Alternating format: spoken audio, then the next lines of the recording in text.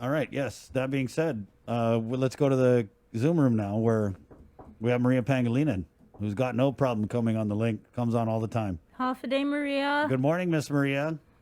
Half a day. Sorry, I got on a little late. No I was problem. distracted downstairs. No problem. Can we start with the test election yesterday afternoon and how all of that went? It went smoothly. We tested, of course, the three new machines. We ran over 800 ballots through all three machines, and all three came out with the same results. So it went pretty smoothly. We had lots of media, we had some public, and we had both parties represented, and it felt like they were okay with the test. Okay. How long did it take? We were out of there inside of an hour, just a little under an hour. Okay. All right. Who won? Who won the congressional? I don't even know. Was it a Democrat or Republican majority? I don't even know. We were all looking to see if the numbers were correct. We were not looking at who won. All right. Mm-hmm. That'd be the first thing I looked at.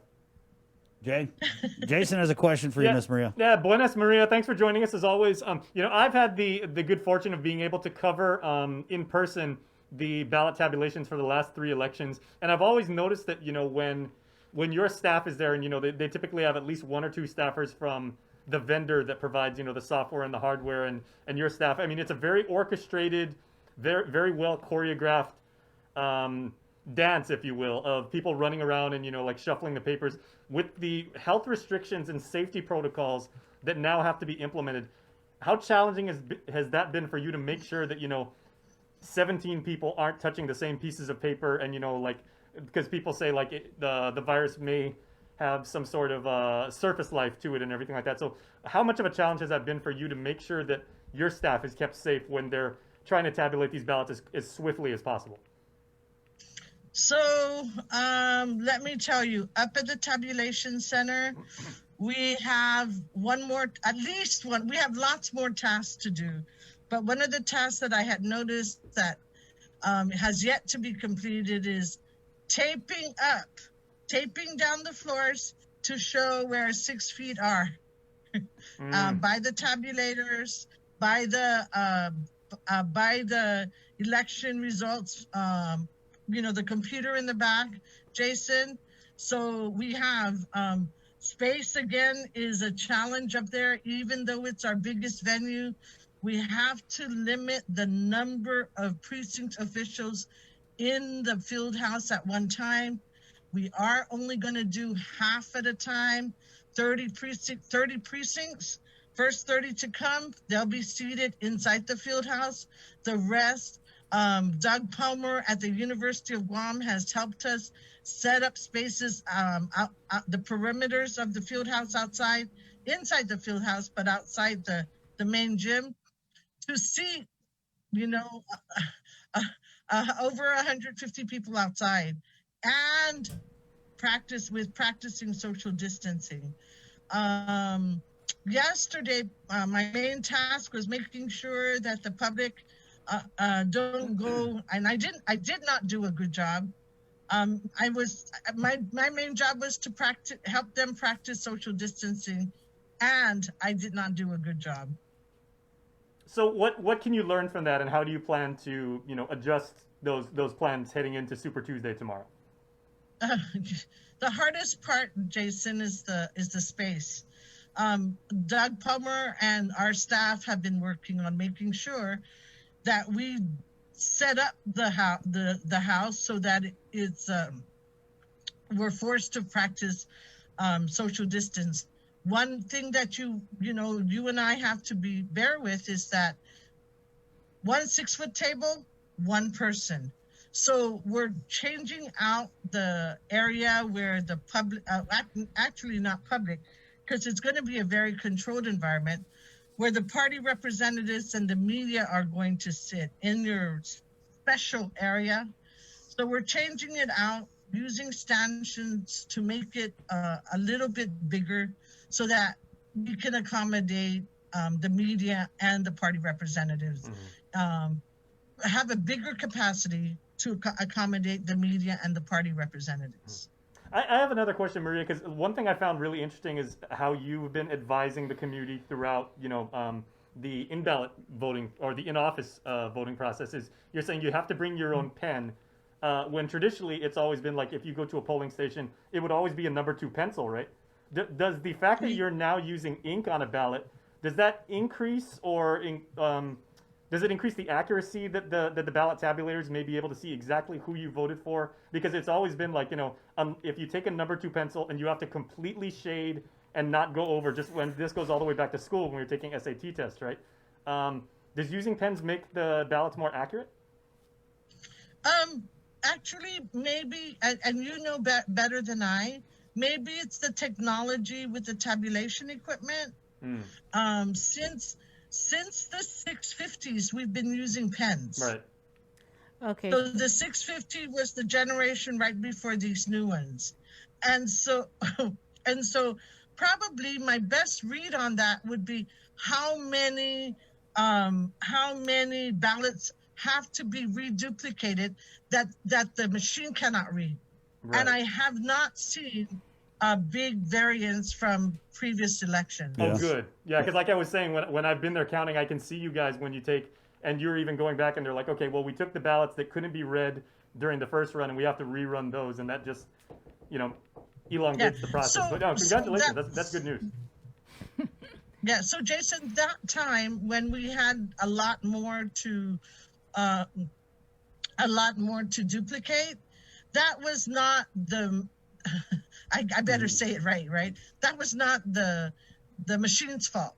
It was something faulty with the ovals, that the placement of the ovals at that time. But it was between ES&S and our proficient staff with that stuff. It was straightened out. Maria, over the weekend, last time we spoke with you, you mentioned that you guys were, depending on the weather situation, the plan was to service homebound voters, to include individuals at GMH, the quarantine, and the isolation facility.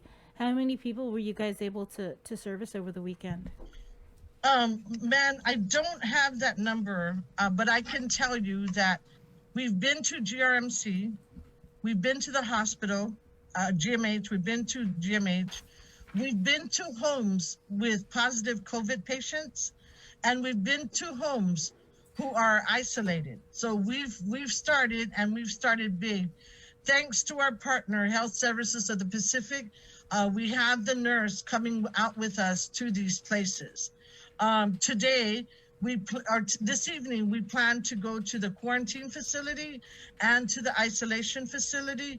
Today, all day, we will be serving homebound voters. So I'm sorry I was a little late coming on. I had taken a call from one of our voters who is in isolation, and I assured him that we will try our hardest to get to him between today and tomorrow at 8:00 p.m. Okay. And so if you could just take us through tomorrow for people that are going to be going to the different polling sites, and just what the guidelines are going to be, what they need to bring, what they need to do. Sidzuas Masi, the precincts across the island, the polling sites across the island, 22 of them, as our voters are used to, will open at 7:00 a.m. tomorrow. The only change from 2018 is in Agate, where we will be at Ocean View Middle School.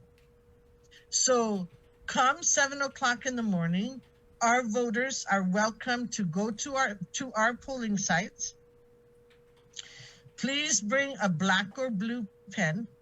Know that we want to practice, and we are required to practice social distancing.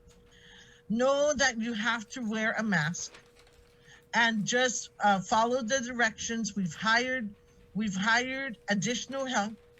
to help us with making sure that we don't spread COVID, where we minimize the chances of spreading COVID. We have a polling site manager. We have election assistants. And yes, we have curbside services. But we want to plead with the voters of Guam that if you are able to get down, please be assured that we try as much as possible to implement all the guidance from public health and CDC with regard to social distancing, helping you with sanitizing your hands. We have all that. The precinct officials will have face shields, will have all their PPEs. We've disinfected all the rooms before the precinct officials start to go in, and we assured Department of Education that we will disinfect after. So please know that the polling rooms are safe, and please be patient with us. As with the classrooms, there will be minimum 2 voters allowed inside. Social distancing markers are outside each classroom. We've spread out the classrooms so that the lines won't be all concentrated. I think at Liguan, it's every other classroom. At Okudu, instead of everybody being in the gym, 2 precincts in the gym, 2 precincts in the cafeteria, 2 other precincts in big classrooms at Okudu. So we've done everything we can. It's up to our voters. Right, Ms. 22% of our voters showed up during the 45 days we were open here. Wow. Kudos to the island of Guam. So now it's tomorrow. It's almost tomorrow. Come out and please come into the polling rooms to make it easier for everybody, including the voters. Miss Maria, I wanted to ask, last time we had you on, I think it was last time or the time before that, about the gathering with these political candidates and their supporters. You know, right now, Bree, what is the executive order say about gatherings? It's limited to 5 people, right? So the other day, Yes. I was on my way home, and Laniet at Pago Bay, I saw Senator Pito Terlahi's supporters, candidate Chris Carrillo's supporters, Joint Mayor candidate Ed Terlahi's supporters. I mean, there were easily over 100 people there waving for these candidates. And last I heard, we weren't allowed to gather more than 5. But it's just interesting to me that when they have a protest or anything that's, critical of the governor, GPD shows up. But if you're in, you get to slide.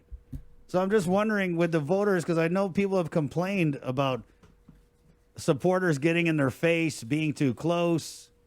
Will the executive orders be enforced at the polling sites? Or is it just, it is what it is? And is that even you guys' responsibility?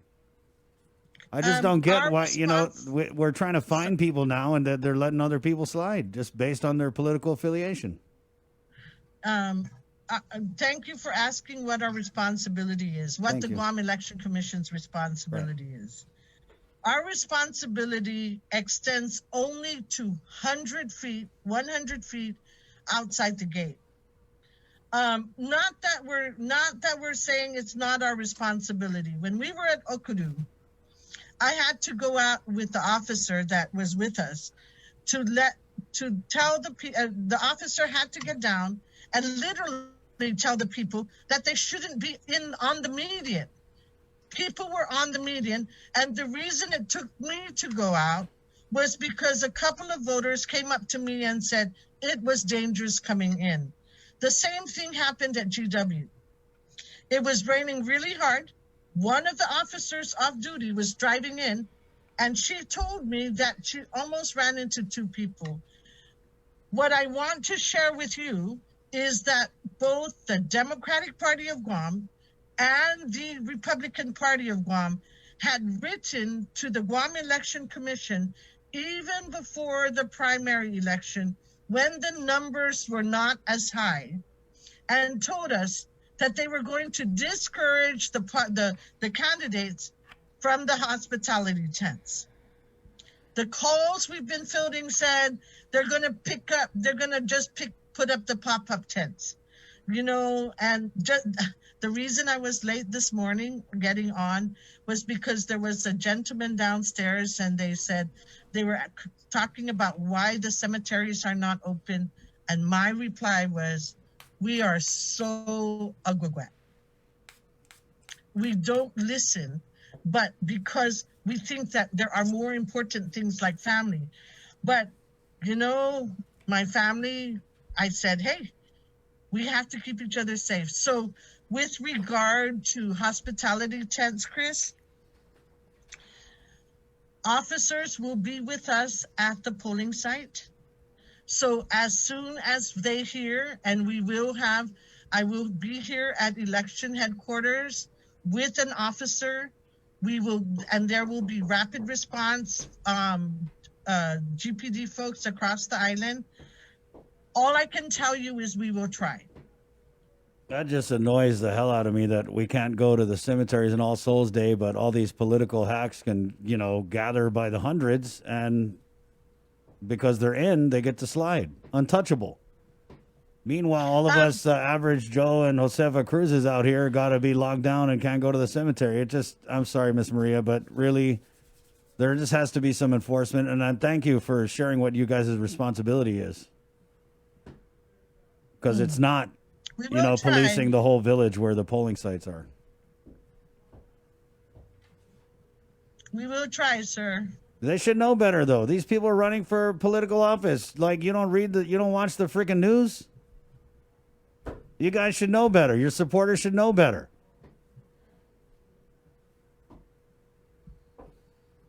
Yeah, public health and GPD are supposed to be the ones enforcing. Man, I'm glad I'm not a deputy whatever, because I would be out there with my ticket book.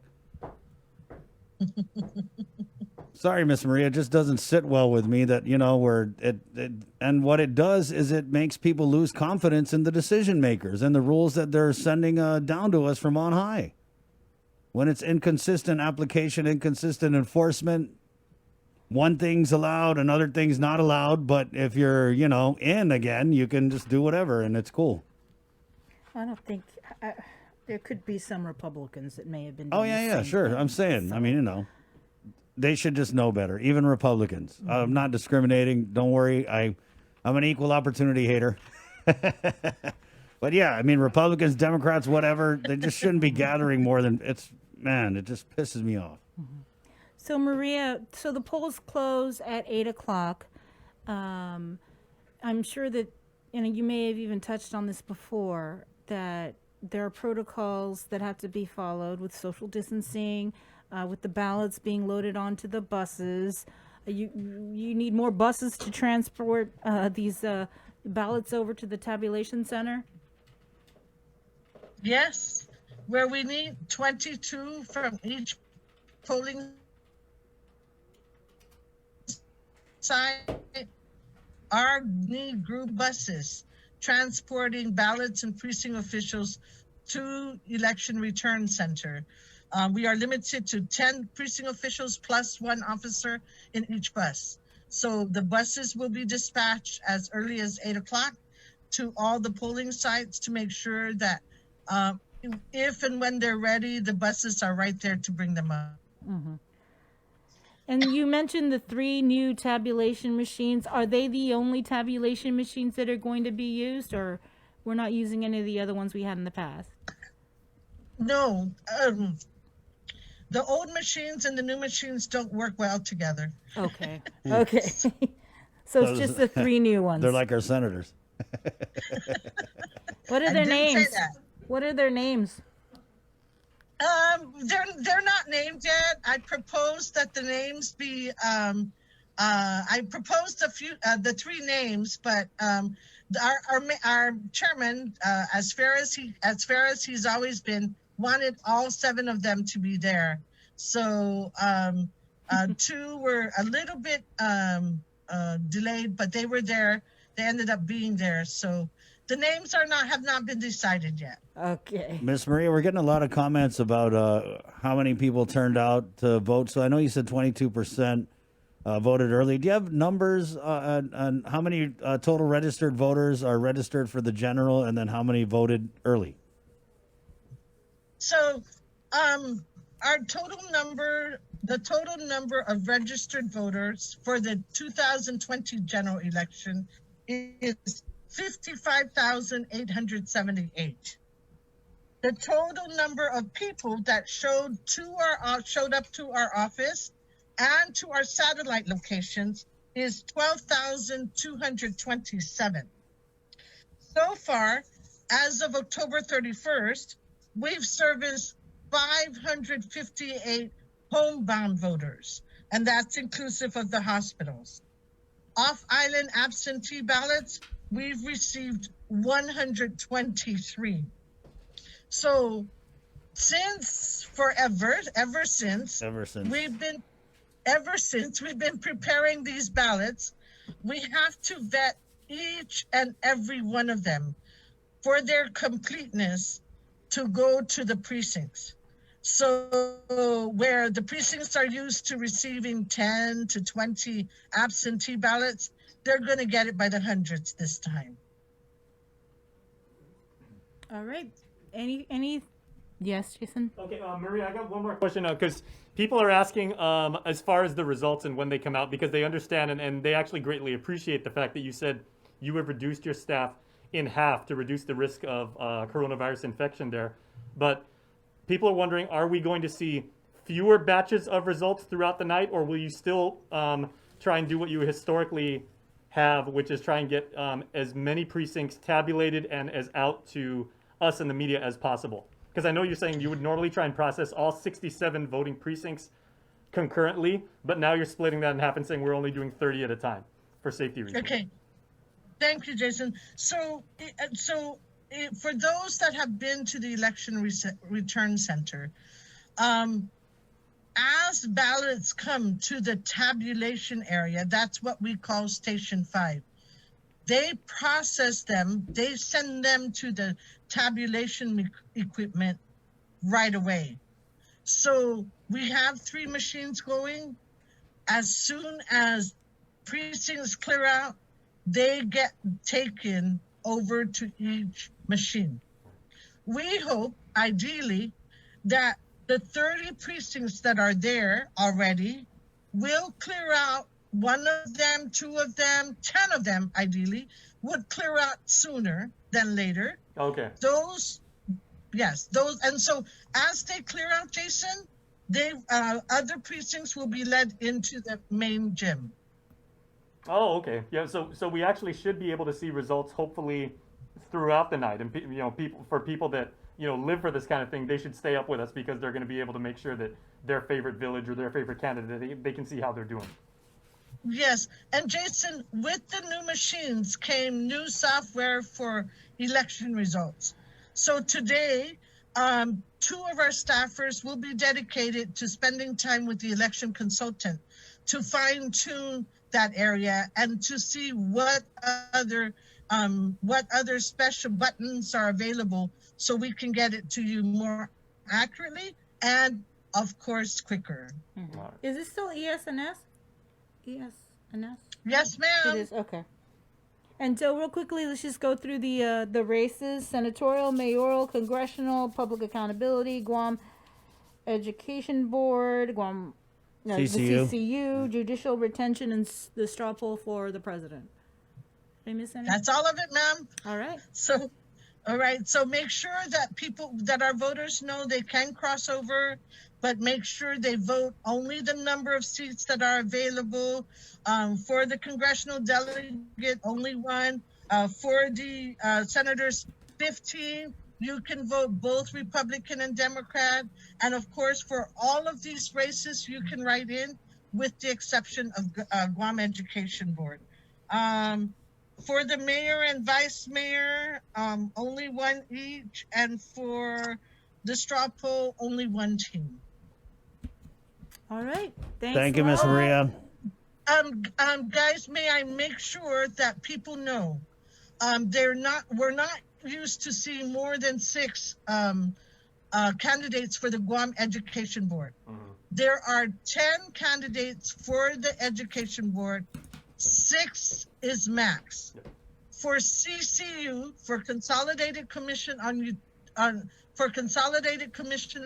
Utilities, there are 5 candidates, I believe. Vote for only 2. Make sure we know that so that your voice and your vote will be counted. Si Diyos maasi. God bless you guys, Miss Maria. I know you guys have been working hard over there. We just ask that God places protective hand over you and your staff and the voters as we venture out tomorrow. Ay, si Diyos maasi. Viva Santa Maria Carmelin! Viva! 8:20. Thank you, Miss Maria. All right, Miss Maria Pangolina, the Guam Election Commission. She's the best. She is awesome. Their staff, they work hard. Hey, we're going to take a break. We're coming back with the Department